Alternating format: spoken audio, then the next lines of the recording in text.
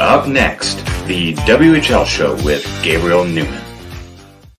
Hi, welcome back to the WHL Show. I am your host, Gabe Neumann, and today we are going to be featuring a Seattle Thunderbird. If you follow me on Twitter or Instagram, you know who it is already, so make sure to check out my pages if you want to know in advance who I'm bringing on. But before we bring on our guest today, here's a bit about their team. The Seattle Thunderbirds are currently third in the U.S. division, just behind the Everett Silvertips and the Portland Winterhawks. They've won both of their games played, and in the entire WHL, they are in 7th place. The teams in front of them have played at least one game more than they have, so points-wise and average-wise, they're pretty far up there.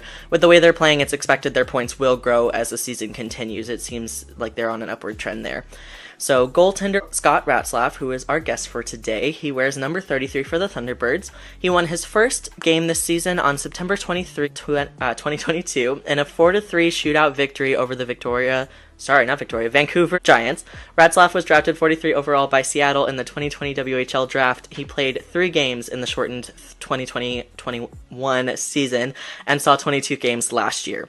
With Thomas Middleton-Net as well, Seattle definitely has a strong goalie tandem, and I, for one, am very excited to see what Ratslaff will accomplish this season. I'm sure you're excited to hear what Ratslaff had to say, so let's go ahead and get started and bring him on. Welcome. So this is the WHL Show. I am Gabriel Neumann, and we have guest Scott Ratzlaff. First of all, congrats on winning your first game this year. What has your mindset been going into the 2022-23 season? I think just, gaining confidence. Coming in at 16, it was, fortunate enough to kind of get my feet under me playing in the WHL. And now this year you can kind of take what you've learned from being in the league for a year and, just move on and build off from there. Absolutely. What are a few things that you think you're going to be building off of from last season?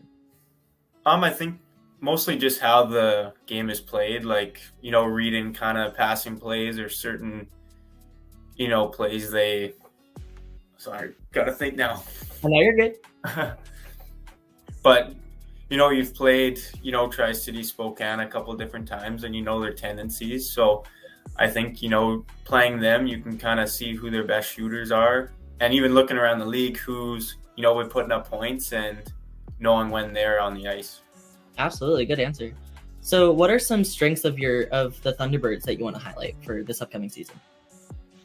Strengths of our Thunderbirds is just the grit and, willing to play. I think, sitting in the net, you see how willing the guys are to go in the corners and, get first touches, dumping in the puck. And I think we just play that mean and hard game that by the third period, like, guys are tired of being hit by us. So I think, just we have a kind of a state like bleed them out, just keep hitting them and, eventually they'll tire out. And by the third, hopefully have the cardio to take over.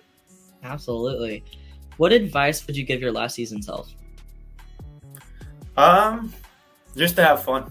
I think last year you kind of worried about doing well and even a little bit this year, but I think just looking back, like, you play your best when you're enjoying yourself and having fun. So I think that's what I'd tell my past self.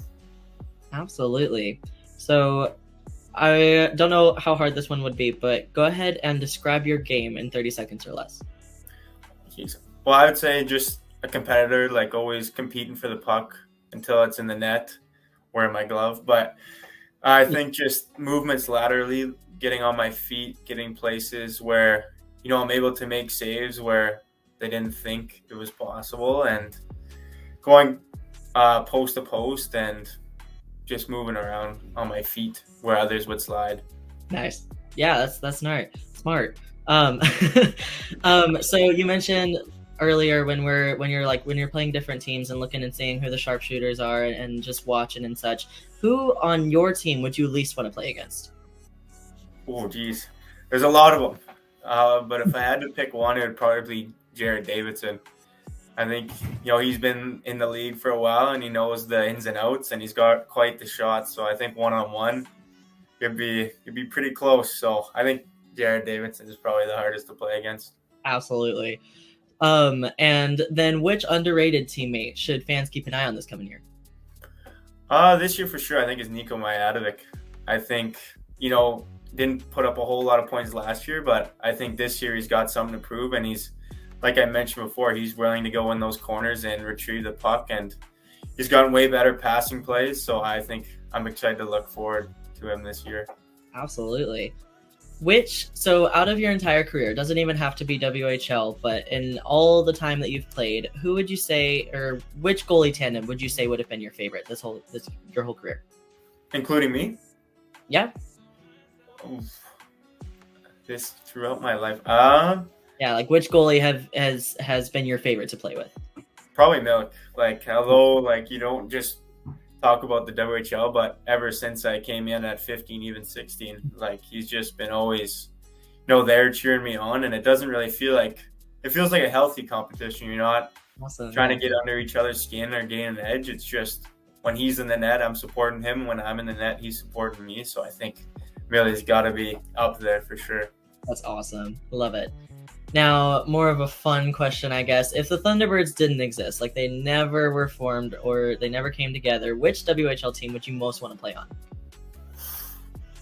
They're all pretty good. Let me think. I think for travel-wise, it's got to be a central team. So I think probably be Edmonton.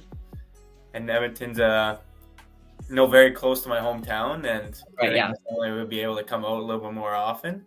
And it's also just a great organization, so I think it'd have to be Edmonton. Yeah, absolutely. So this season, you did mention Edmonton because of the interconference play coming, or like the whole, like everybody's coming back, right? We're going back to what was considered normal.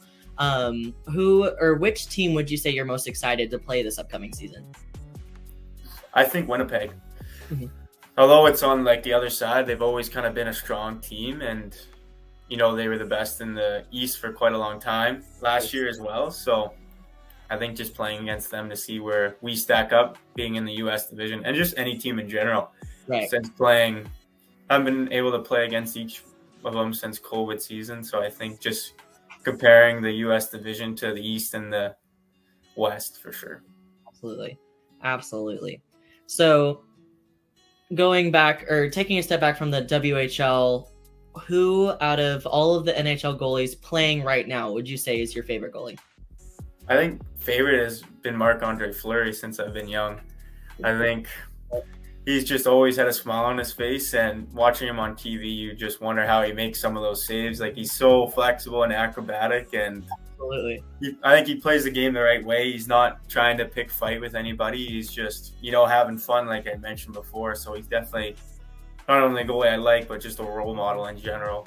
I love it. Yeah, he's absolutely like a good person to have as a role model. He's great. Who would you say is your favorite retired goalie? Oof. Probably Dominic Hasek, the Dominator. Same thing with Marc-Andre Fleury. You watch some of his highlights, and he's just never out of the fight. He's on his back or doing the splits. Like, he just was always willing to throw anything he could at the puck to stop it. And even in practice, I've heard stories where he just wouldn't let pucks go in the net. So I think that's something you can kind of take out of it. Yeah, that's always fun. So of course you mentioned Flower and being a role model and such, but who would you say you would model your play after? There's a couple, but I think Husi Saros on the Nashville Predators. Yeah. He's not the biggest guy, but he presents himself quite big, and he likes to play on his feet, and I think that's what helps him, because he's not the biggest guy. He holds his feet as long as possible, and he has great edge work, and I watch him a fair amount, and just moves quite well and reads plays. Awesome. How would you say your style has developed? I think over the years it's just been a little bit more patient.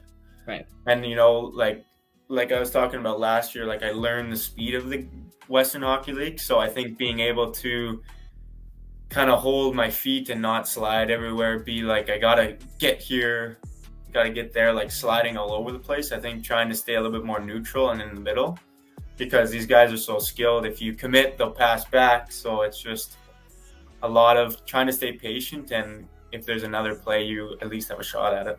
Smart. So, reading your interview with Liz Child from last season, I found it really interesting when you described how you sometimes watch the other team's goalie and you tell your teammates what to look for and such. Could you tell me a bit more about that? Yeah. Like sometimes I like to look at the other goalie in warm-ups, Mhm. and I just kind of see what their habits are, where they're holding their glove and blocker, how wide their stance is. Nice. Because usually you can kind of see, like, if a goalie that has a wider stance, they may be able to get ones over the shoulder because they're sitting a little bit lower, or getting those cross, like dot to dot passes, because when your feet are wider, you don't get as much power on your pushes. Right. So I think just kind of analyzing, because I just love analyzing goalies in general. I think just taking a quick look and letting players know, hey, this might be open, you want to try that. So just giving advice whenever I can, even if I'm sitting on the bench or not playing, just tapping a guy and say, hey, maybe try this if you get the chance. That's really cool. I like that a lot. That's awesome.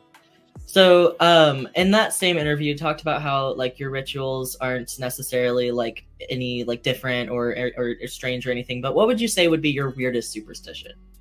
Weirdest superstition?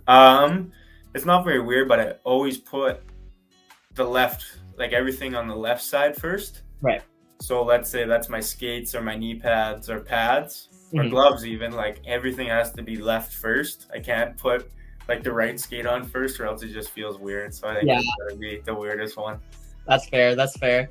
So, if you weren't playing hockey, like if you weren't a goalie, if you weren't pursuing a career in hockey, what profession would you say you would want to go into? What would you want to do? If it's completely outside of hockey, I would say something to do with accounting or stock investing.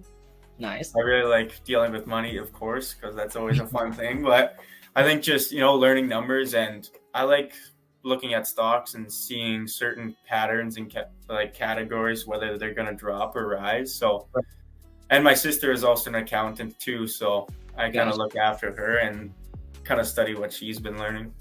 Nice. Cool. That's no, I could never do that. Like those, I admire you. Spreadsheets for sure. So. What is so looking at the past off season? Obviously, we're going into the regular season, but what was your favorite thing that you did in the off season? Besides hockey.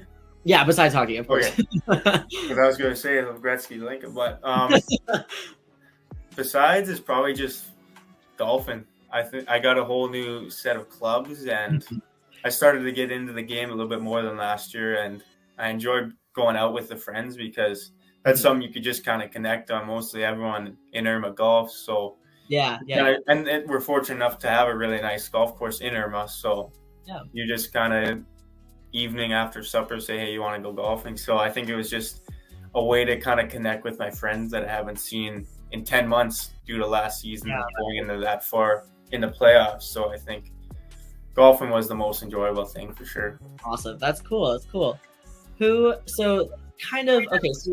asked a question a bit earlier about like who would you least on your team would you least want to play against? Now, looking at let me see if I can phrase this right. Who's a player on an opposing team that you would most want to play on the same team with? That I've played against or in the WHL? Either one's great. Okay. Let me think. I mean, Bedard is always a good choice. Of course. Let me think.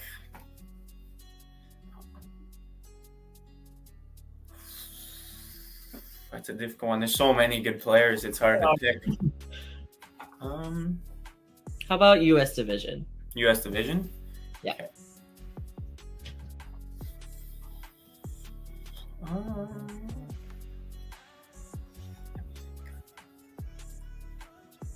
I think Jackson Berezowski from Everett.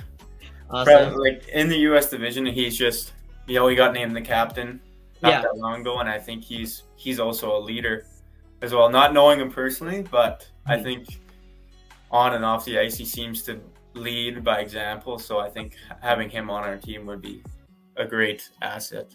That'd be really cool. Yeah. Now, okay, so my questions are done. However, I did ask a couple fans to send in their own questions, and I got a few responses, and so I'll just go over those real quick. McKenna asks, what's your pregame routine? Pregame routine, okay. So let's say it's a 7 o'clock game. I show up about 4:45, two and a bit early, and I like to warm up with racquetball, so I like to juggle a lot. And then, playing a little bit of sewer with the guys is always a must. So, and then after meetings are over, watching power play and PK, I roll out and make sure I'm warmed up for on ice. Awesome. I think that's it. Perfect. Awesome. Aiden asks, what's your favorite food? Favorite food? Cheeseburgers probably. Nice. Don't tell the Thunderbirds that because it's not very healthy, but I do enjoy a good cheeseburger.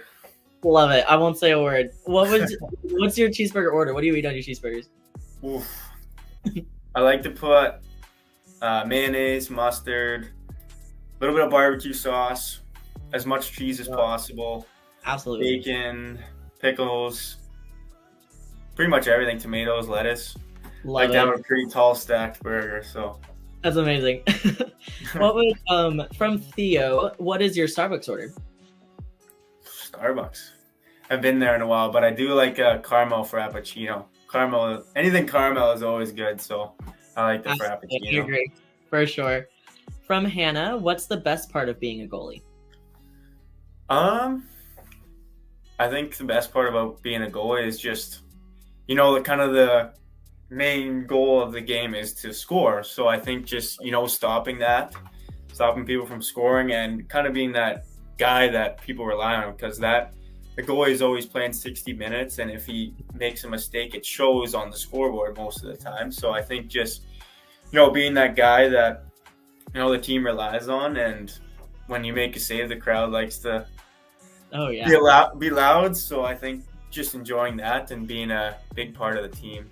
Yeah. How does that feel? Like if you get a major save and then the entire crowd's just banging, how does that feel? It feels good. I bet. It's it doesn't go underappreciated for sure, because the Seattle fans, they just yell at anything. So right. When you make a save and all the fans are cheering, it makes you feel pretty special. Love it.